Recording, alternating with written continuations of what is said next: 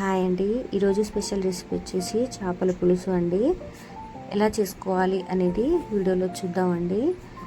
కడాయి తీసుకున్నాక అందులో మసాలా దినుసులు వేసుకోవాలండి. ఇక్కడ చూపిస్తున్న విధంగా మసాలా దినుసులు వేసుకొని అన్నిటికీ విధంగా మధ్య మధ్యలో కలుపుకుంటూ ఫ్రై చేసుకోవాలన్నమాట.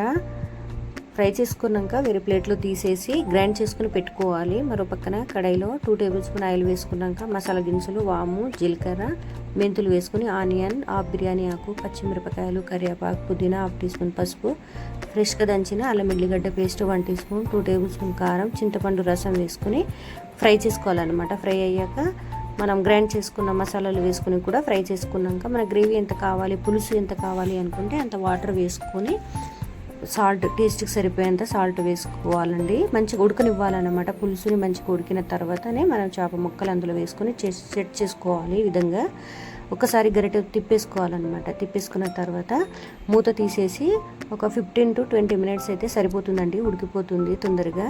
మనం టాస్ చేసుకోవాలి. గిన్నెతో టాస్ చేసుకొని మనం కొత్తిమీర వేసుకొని స్టవ్ ఆఫ్ చేసేసి మనం సర్వ్ చేసుకుంటే ఎంతో టేస్టీగా చేపల పులుసు రెడీ అయిపోయిందండి. చాలా బాగుంటుంది మనకు రైస్లోకి, చపాతీ